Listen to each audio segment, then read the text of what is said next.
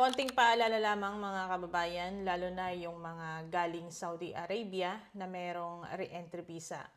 Yung umuwi ng Pilipinas tapos wala nang balak palang bumalik sa kanilang employer o sa Saudi Arabia. Kadalasan po kasi may mga nagre-recruit sa kanila na nasa UAE. So ang gamit nilang pag-exit sa Pilipinas ay re-entry visa nila galing Saudi Arabia. So ang ginagawa po kasi nila, yung re-entry visa na galing Saudi Arabia, yun ang ginagamit nila pag-exit ng Pilipinas. Pagdating sa airport ng UAE, hihintayin nila yung visa nila papasok ng UAE, kung saan mang parte ng UAE yan, Dubai or Abu Dhabi. So meron po tayong 3 kababayan na na-offload sa immigration. Hindi natin alam kung anong nangyari kasi hindi sila nakalusot. Maraming gumagawa nito pero yung iba is nakakalusot. Nakakalungkot lang yung nangyari sa kanila kasi nung na-offload sila sa airport, hindi na makontak yung 3 babaeng kausap nila. Pinabayaan na sila. So nag-stay sila ng 9 na gabi sa airport ng Pilipinas kasi wala silang pamasahe pa uwi sa kanilang probinsya. Galing pa sila ng Mindanao at Visayas. Kami po ay muli nagpapaalala sa inyo, hindi po lahat ay nakakalusot sa immigration. Kahit makalusot ka, illegal pa rin po ang ginawa mo.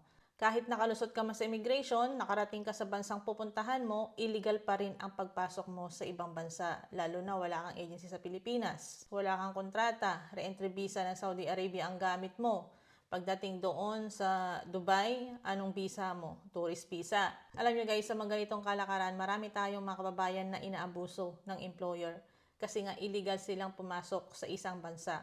May mga kababayan din tayong nag-a-apply sa ibang bansa, lalo na dyan sa UAE. Marami din nag-hire ng mga Pilipino kahit sa ang social media platform dyan sa bansang UAE. Yun ang ginagamit nila para makahikayat at makapag-hire ng mga Filipino workers. Pero sa mga ganitong kalakaran guys ay illegal. Kami ay nagpapaalala sa inyo pero choice nyo yan, kagustuhan nyo pa rin yan kung mag-go kayo or hindi. Marami tayong mga kababayan na ganito ang ginagawa. Tourist visa ang gamit, papasok ng UAE. Pagdating sa UAE, maghahanap sila ng employer na magi-sponsor sa kanila, yung magbibigay ng work visa sa kanila. So yung tourist visa nila, mako-convert na ito into work visa. So, hindi po lahat ay nabibigyan ng work visa ng isang employer. Karamihan po sa mga kababayan natin sa bansang UAE ay TNT. Yung mga inisyo sa kanila na tourist visa ng kanilang mga agent or ng kanilang mga agency ay nag-expired na. Kaya sila ay TNT na. Undocumented na po sila doon. Marami din kami na-encounter na ganitong problema. Humihingi sila ng tulong para makauwi ng Pilipinas dahil nga hindi maganda yung sitwasyon nila sa kanilang agency accommodation, hindi maganda yung trato sa kanila ng kanilang employer. Pag tinatanong namin sila kung anong visa ang ginamit nila papasok ng UAE, yun nga ang sabi, tourist visa, wala silang agency sa Pilipinas. Ang gamit nilang visa palabas ng Pilipinas ay yung re-entry visa galing ng Saudi Arabia. Pero sa mga ganitong problema guys, pinapaabot pa rin natin ito sa ating DMW at saka sa OWA. Pero mas maganda pa rin na pumunta kayo mismo sa MWO Dubai or Abu Dhabi. Kasi tourist visa ang ginamit ninyo at illegal po kayo, so kailangan po ng appearance ninyo sa MWO. Kaya muli po kami napapaalala sa inyong mga kababayan na konting ingat lamang. Hindi namin pinapakailaman kung ano ang gusto nyong gawin sa buhay ninyo kasi alam nyo naman ang nakakabuti sa inyo or hindi. Kasi wala tayong karapatan na pakialaman ang sarili nyong buhay. Wala tayong karapatan na diktahan kayo kung ano ang gagawin ninyo. Kami ay nagpapaalala lamang para sa inyong kabutihan.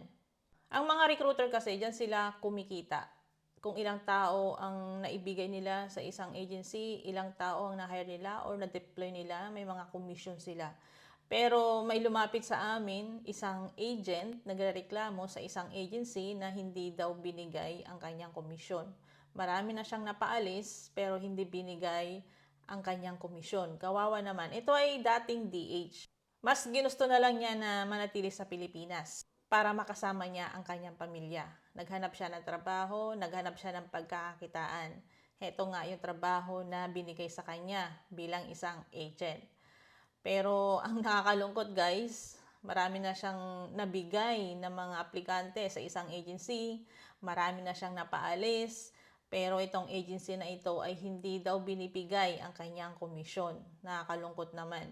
Kaya madalas sinusumbat ng inyong mga employer pag halimbawa na gusto nyo mag-refuse to work, ayaw nyo na magtrabaho dahil sa sobrang dami na binibigay nilang trabaho. Ang lagi nilang sinusumbat, ang lagi nilang sinasabi sa inyo, malaki ang binayad namin sa agency ninyo. Totoo naman talaga na malaki ang binayad ng isang employer sa inyong agency para makakuha sila ng isang worker nila. Pero hindi naman tama yon na isumbat ng isang employer sa isang OFW. Kasi ano naman alam ng isang OFW sa bayaran ng isang employer at isang agency? Kaya dyan madalas mapahamak ang ating mga kababayan lalo na sa mga kasambahay dahil sa sobrang laki ng binayad ng mga employer. Madalas nila itong isumbat sa kanilang worker. Kaya konting ingat lamang po tayo sa pag-a-apply ng trabaho sa abroad. Lalo na sa mga taong hindi naman natin nakikilala, nakausap lang natin sa social media. Wag po tayong basta-basta magtiwala.